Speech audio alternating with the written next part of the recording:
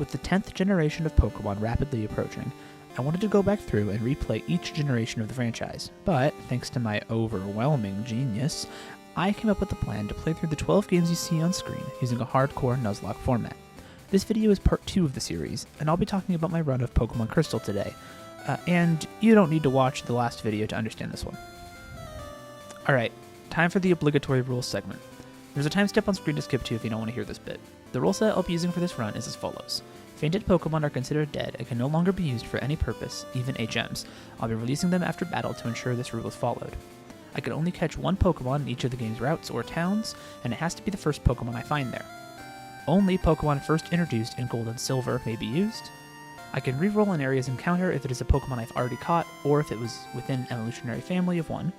Gift Pokemon may be taken as a replacement for a wild encounter, but only for the area they are given in. All battles must be completed in the set battle style. No items other than Pokeballs can be used during battle. And finally, I'll be using level caps, meaning I cannot use any Pokemon higher than the next gym leader's ace. Additionally, I'm playing with a couple other quality of life changes that aren't technically rules. Those being, rare candies may be hacked into fast-tracked level grind, and the universal Pokemon randomizer setting to replace trait evolutions with level ups or items can be used. No other mechanical changes have been made. Alright then, with that out of the way, let's get started on the run. I kicked off the run by grabbing Cyndaquil as my starter and making my way through the early routes up to Violet City. So here's the thing about Pokemon Crystal. You probably already know this, but the level progression in this game is bad. It's so bad that Falkner, our first gym leader, has a level 9 Pidgeotto. Level 9 Pidgeotto! I just want to talk about how crazy that is for the run. So here are all the Pokemon I have available to me before the gym. I already said that Cyndaquil is my starter, but the other encounters I've gotten in this run are Hoot, Hoppip, and Ledybah, so we can strike any other Pokemon from the list. Hoppip doesn't have a single attacking move, and it, along with Ledybah, are weak to flying and are just straight up bad matchups. Hoot is laughably weak, and Cyndaquil won't get a stab move until level 12, way past the level cap. Now, I don't think Cyndaquil is guaranteed to lose, but I think if it comes down to a slugfest between it and Pidgeotto, I think the bird is winning out. Luckily, I have one last chance to get an advantage. Unknown. Within the Ruins of Alph, I was able to get a hold of a hidden power Ice Unknown, granting me a type advantage against Falkner. There's one other advantage of Unknown, that being that the species is flat out garbage and has little to no use in Crystal outside of this gym. Right, enough futzing about. Let's jump into the gym fight. I led with Unknown, who was able to take down Pidgey in 2 hits. Next up is the real threat, Pidgeotto. Pidgeotto outspeeds and does enough damage to take out Unknown in 3 hits, the same amount of hidden powers I'll need to take it out. Luckily though, I remembered to have Unknown hold a berry, which kicked in just in time to let it tank an extra hit and land the finishing blow, securing my first gym badge. And with that badge, I'm able to grab my next encounter, Wooper. Oh yeah, and it's Gym 2 time. Look, I don't know what you were expecting, but I led Quilava, and then used Ember on Metapod, and then on Kakuna, I used Ember. And then for Scyther, well, you're not going to believe this, I used 3 Embers. The rival fight after that, though, was a lot more interesting. Wooper against Gastly is the first matchup, and Gastly goes for a turn 1 Hypnosis. After that, Wooper decided to get locked into sleep for 5 turns straight. Eventually, it did wake up, and I was able to take out Gastly, but sustained a lot of damage in the process. Next up is Zubat, who I initially tried to fight with Wooper, but after Zubat landed a Confuse Ray, I switched to Unknown. I took down Zubat, so Crocodile came in next. Ultimately, I decided to sacrifice Unknown for a clean switch, because as I said before, there's obviously not a single thing left in the game I would need an Ice-type for. With the free switch, I went into Ledian, who was able to very, very slowly whittle down Crocodile, eventually winning the fight with only 2 HP left. Whitney is up next, and if you know anything about Johto, you'll know that this gym fight is pretty infamous. The thing is, I don't actually think it's all that much harder than the other early Gen 2 gyms. My lead for this fight is my Route 33 encounter, Heracross. My strategy for this fight is Fury Cutter, a move that increases in power each time you use it back to back. 3 Cutters beats out Clefairy, and then against Miltank, Rollout misses, and I hit a critical Fury Cutter, taking down Whitney's Miltank in 1 hit. Yeah, that's gotta be one of the cleanest Whitney fights of all time, and I owe a pretty good chunk of that to RNG. What isn't RNG, though, is my ultimate gaming prowess, demonstrated by a deathless rival fight in the Burned Tower. Quagsire takes down Haunter, my newly caught Sudowoodo handles Zubat, and I set Noctowl in for Crocodile. Then I close the fight with Quagsire back in for Magnemite. Gym 4 time after that. Quagsire's in the lead again, taking out Gastly, but not before getting cursed. Morty sent out Gengar next, who wasted his turns using Hypnosis and Mean Look. The first Taunter was after that, and I threw out a hit with Quagsire before having to Pivot into Quilava after Curse damage brought Quagsire to 2 HP. Closing out the fight against Haunter was 2 Embers from Quilava. With the 4th gym badge in my hands, I began running around Johto like a headless chicken because I totally forgot where to go. Eventually, though, I was able to get the HM for Surf, say hi to Suicune a few times, and took on Team Rocket in Mahogany Town. Gym 5 is against Chuck. I led Noctowl for this and opened with a Reflect, then boxed with Primate until it went down. When Poliwrath came out, I used Hypnosis to keep it out of the fight and got lucky with Sleep RNG and some critical hits to take down Poliwrath without it ever getting the chance to attack. So this next segment is when things get a little out of order. Technically speaking, Jasmine would be the 6th gym leader, but if you look at the level cap, you'll notice that hers is actually 4 levels higher than Price's. This is one of the many quirks of Gen 2's level curve, and I ultimately decided to take on the gyms in level cap order, so Price ended up as my gym 6. So for Price, Quilava was able to take down Seal and Dugong, but took some heavy damage in the process. Closing out the fight for me was, say it with me everybody, Quagsire. I go for Amnesia, while Piloswine goes for Mist. Following that, Piloswine whiffs a Blizzard and gets hit by my Surf, which is just barely too weak to kill. Price heals the next turn, and I follow with another Surf. On the final turn, Quagsire lives a Blizzard and lands the finishing blow. So, let's sit down for a minute and look at the 7th gym situation. Jasmine is a Steel-type specialist whose level cap is 35. Quagsire is a Ground-type Pokemon who conveniently learns Earthquake at level 5 exactly. Now, this is a question for you, dear viewer. How do you think that gym battle went? Yeah, it's time for the Dragon Gym. My lead for Claire is Quagsire, who has cemented herself as the undisputed GOAT of the run. The opening Dragonair knocks out half of Quagsire's health while I go for Amnesia. After 2 Earthquakes, we're able to take down the Dragonair, but Quagsire was left with only 40 HP. Dragonair 2 goes down the same way, leaving me with 20 health. Dragonair 3 eats an EQ and then takes Quagsire to 2 HP left. Faced with near certain death if I stayed in, I stayed in. Dragonair missed Slam, allowing for one last EQ for the kill. Claire's last Mon is Kingdra, who will absolutely destroy anyone I switch in to save Quagsire. So left with limited options, I make the call to let my Quagsire go down. Following that death, I lost a lot of my focus and made some pretty wacky plays. Gramble wasn't a bad option, but some bad accuracy checks and damage ranges led to it going down. And then after that, I sent in Sudowoodo for some reason. This was undeniably the worst play I could have made. I'm going to be honest, I don't even know why I brought Sudowoodo to the gym in the first place. Thankfully though, Heracross was able to close the fight, allowing me to continue the run on borrowed time. So what do I do next? Some of my best encounters were just killed by my own ineptitude, and the few encounters I have left aren't the most inspiring collection. Did you know that Professor Elm gives you a Master Ball if you go talk to him with all 8 gyms? Yeah, so I did that, and then I caught Suicune. It is a valid encounter. I also caught myself a Skarmory and an Onix, and if you remember from the rules section, I can evolve Onix by level up thanks to the UPR, because otherwise I couldn't use it at all.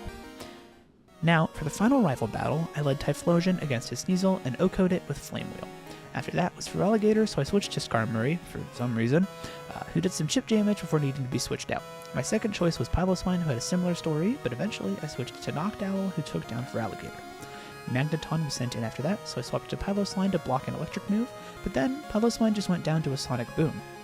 Typhlosion was able to beat Magneton and Golbat, but I needed to swap for Haunter, and I chose Heracross. Heracross took down Haunter, but then needed to swap out for Kadabra, so I was finally able to close the fight with a Lantern. Good gods, I've made some bad plays this run, and that rival fight was rough, but nonetheless, it's finally time to take on the Elite Four, with my final team of Noctowl, Skarmory, Heracross, Typhlosion, Suicune, and Steelix. Piloted by a talented trainer, this team would actually be quite good. Unfortunately, I'm not talented in the slightest. Will's up first for the E4, and I'm leading Suicune. I go for Aurora Beam on Xatu, but it isn't enough for the kill, so Suicune ends up confused and slightly damaged before the bird goes down. Next up is Exeggutor, who goes down to 2 Aurora Beams, but sets up Reflect first. Jinx after that is handled by Surf. Then I switch over to Steelix for Slowbro and eventually take it out with a random string of moves. Will's final Pokemon is a second Xatu, so I swap into Suicune and finally win the fight with 2 Aurora Beams. Second up to bat is Koga, against my lead of Steelix. Ariados is hit by an Earthquake but survives, Baton passing a double team to Fortress. After a huge accuracy struggle, Fortress uses Explosion and Ariados comes back in. Next up is Venomoth, who falls to an Earthquake, Rock Throw combo. Crobat after that saves a double team but begins another RNG battle. But eventually I kill it with Rock Throw. Last up is Muck, who doesn't have a single move that can hit Steelix, and thus it eventually dies, securing my victory. Fight number 3 is Bruno's Return, to which I lead Noctowl. A combo of Fly and Confusion takes out Hitmontop, then I switch to Suicune for a Surf Oko on Onix. Suicune takes down Hitmonchan after that, but takes a lot of damage, so Heracross goes in for Hitmonlee. Hitmonlee goes down and Machamp comes in, dealing heavy damage to Heracross. I switch to Steelix, but comedically bad decision. So Steelix dies to a Cross Chop, and then Noctowl comes in and is killed by a Rock Slide. Thankfully, I was able to stop throwing and finally beat Machamp with Skarmory. This fight is the start of a serious snowball effect. Lastly, though, is Karen and her dark types. I lead Heracross into Umbreon and begin a huge slugfest against it. Once the Umbreon finally goes down, I switch to Typhlosion for Karen's Vileplume, who goes down to a Flame Wheel. After that, Typhlosion is able to take out Gengar and a Murkrow with little difficulty, so Suicune comes in last to take on Houndoom. Suicune takes a big hit, but I was able to play around the AI's healing to take out Houndoom and secure my victory against the Elite Four. With that, there's only one challenge left to face before the postgame, Champion Lance. Just like last video, I'll let my live commentary take it from here. Okay, it is time for Lance. It is Lance time. What is my plan for Lance? Well, let's just say it starts with an S and ends with a uicune. That's it. That's the plan. I don't know. I did not prepare for Pokemon Crystal in the slightest. I have full on improvised this entire run, and it has not gone well. I've got an Aurora Beam and a Dream, really is all I'm saying here. It did nothing! Oh, that did nothing! Okay. We need to switch then.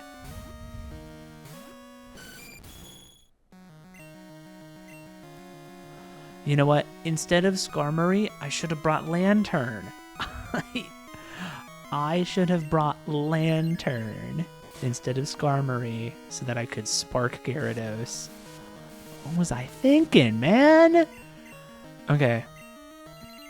It's fine. We totally epic style live this.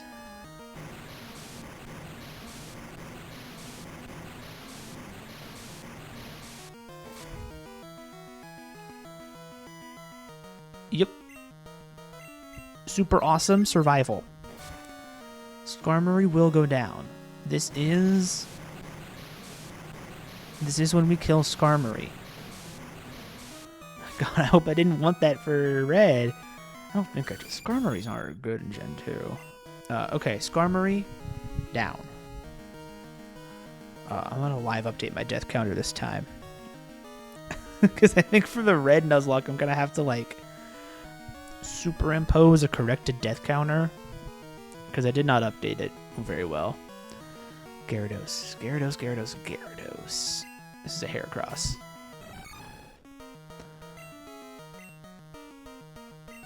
This is Heracross Horn Attack. Which kills? Okay. Which means it's probably Aerodactyl up next. Yes.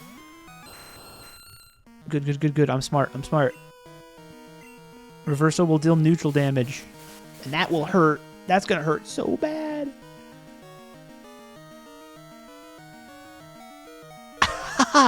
Ow.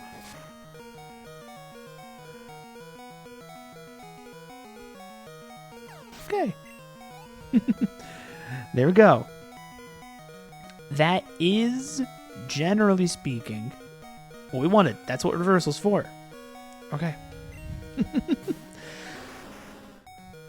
Charizard. Well, we've taken out Gyarados and Aerodactyl.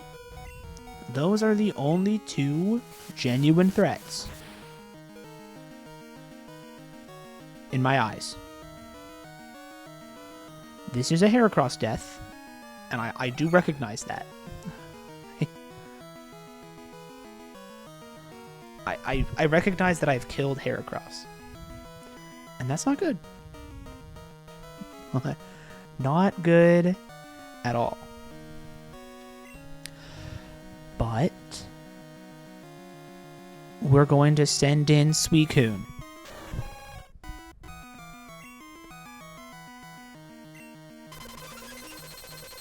Ow! Okay. we live a we live Hyper Beam. We live Hyper Beam really well.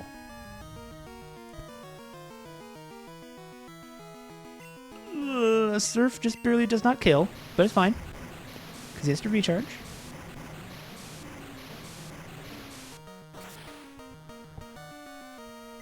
Okay. Good, good. Everything worked well. The reversal gambit worked. We are surviving on to Dragonite.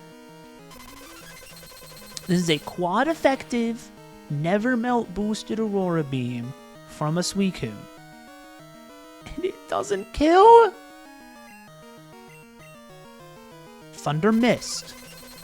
This was the Thunder Dragonite. Okay. The Thunder Dragonite is the scariest one. That's the most threatening Dragonite.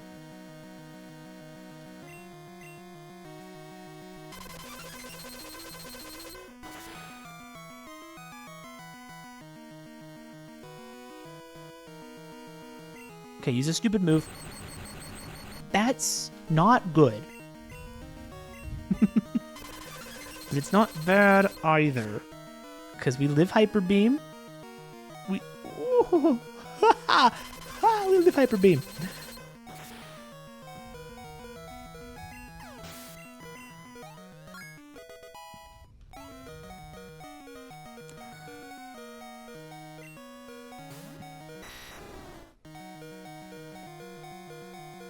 Okay.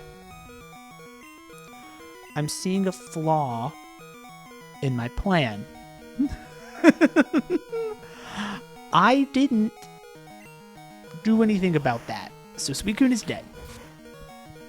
Suicune died. Everybody, I killed Suicune. That's fine. I'm only gonna get...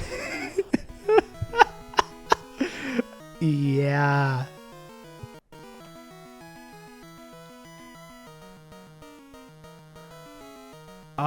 Okay. No, we're good.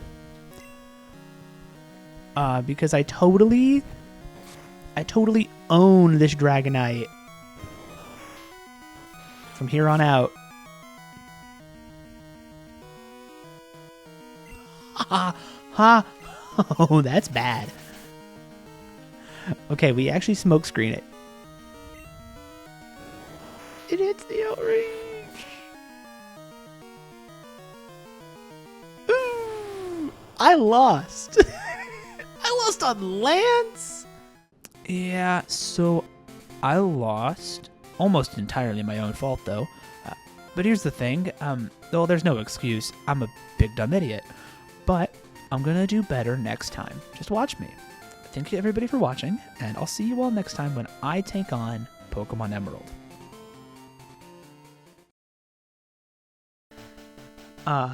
And I lost to Pokemon Crystal.